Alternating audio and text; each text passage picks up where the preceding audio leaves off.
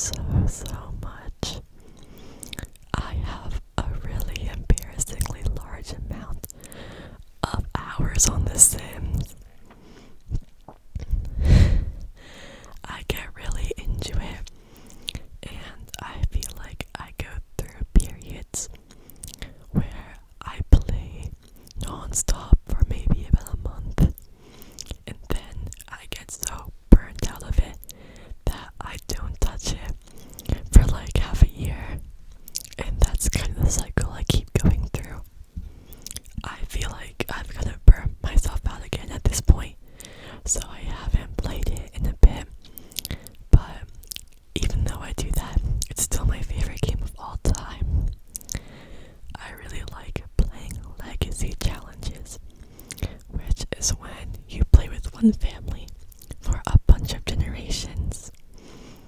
I really like just building all of the relationships and seeing how the family grows.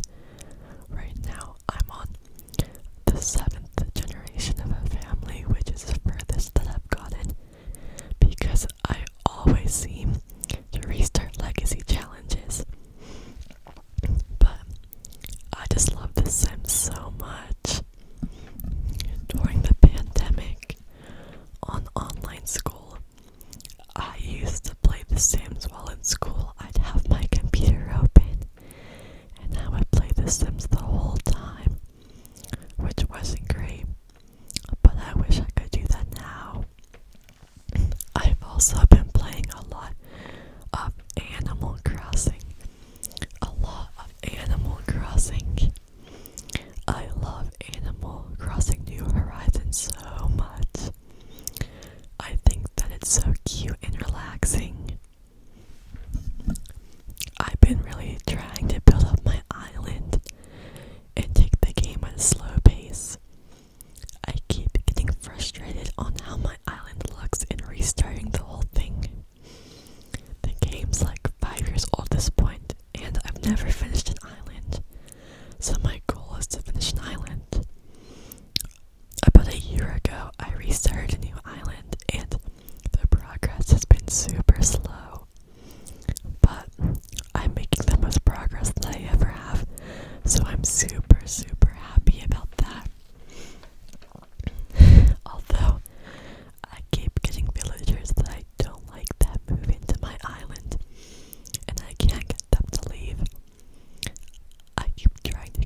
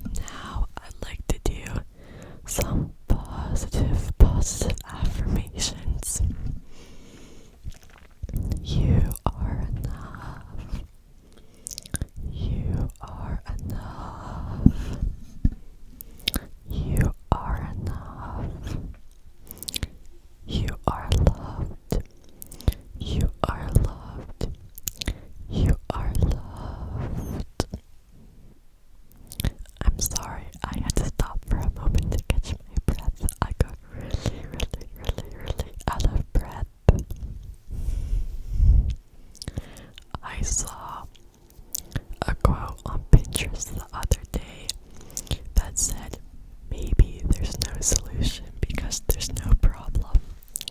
And I think about that a lot whenever I'm anxious, that sometimes when we're anxious, we really blow things out of proportions.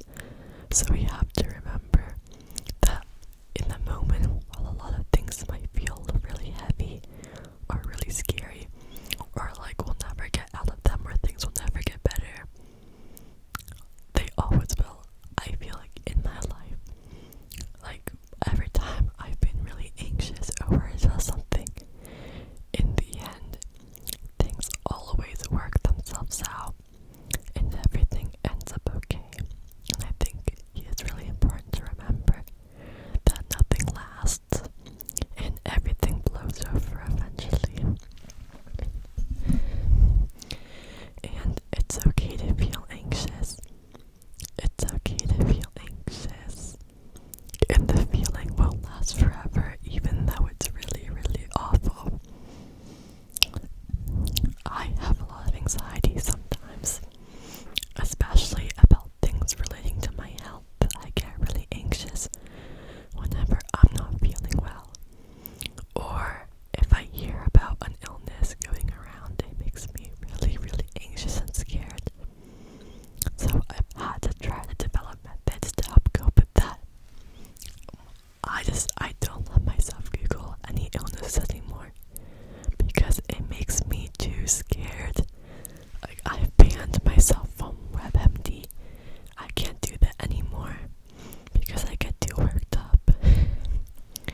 If possible, when you feel really, really anxious, I feel like the best thing you can do is try to limit the things from your life that make you anxious. Like, for example, I have this person in my life that has caused me a lot of anxiety throughout the years.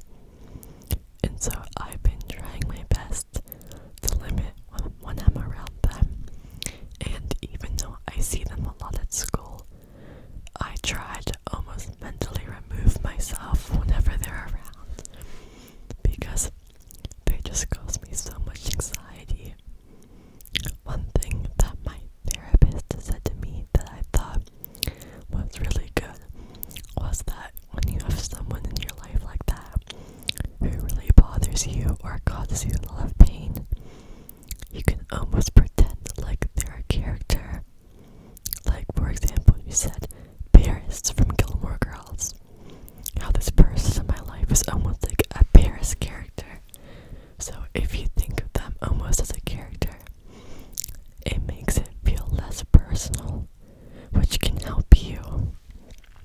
That's something that's really helped me to be around this person because I was having a lot of trouble being around them. Having a lot of trouble. But at this point, I'm just really, really, really, really, really excited for summer. I'm so excited for summer. This school year hasn't been great. My grades are pretty good, but it's just been a really stressful time. My grades cause me a lot of anxiety, and so throughout the years, even though my grades are still pretty good, I started to take things less seriously. And even though I think it's important to try hard in school, I sometimes need to remind myself that school's not everything, and that I don't want to spend my whole life feeling stressed and being stressed about tests and assignments, and just reminding myself that school should not be my whole world. I should have things outside of school that I do to help with anxiety. One thing that I've been doing lately has been trying to do more things after school and just going out, so that it's not just going to school and going home, because I feel like that does nothing for my anxiety. It does nothing for my anxiety. And it's really helped me out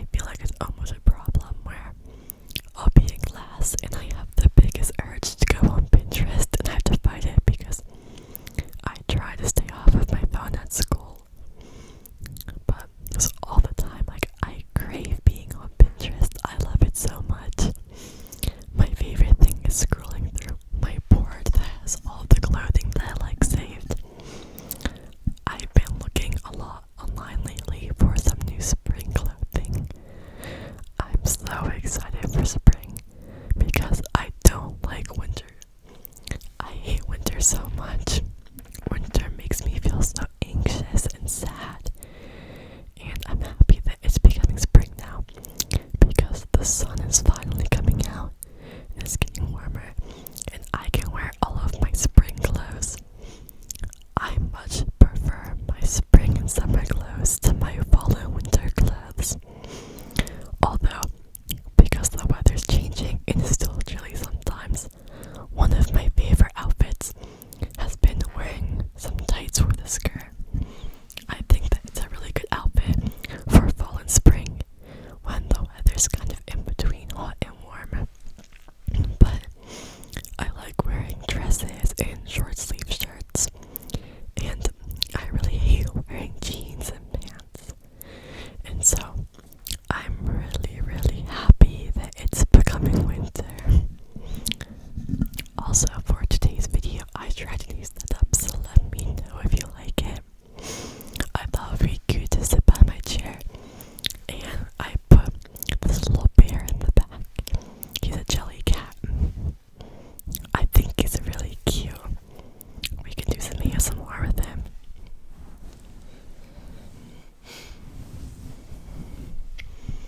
But he just sounds really good. He's really, really soft.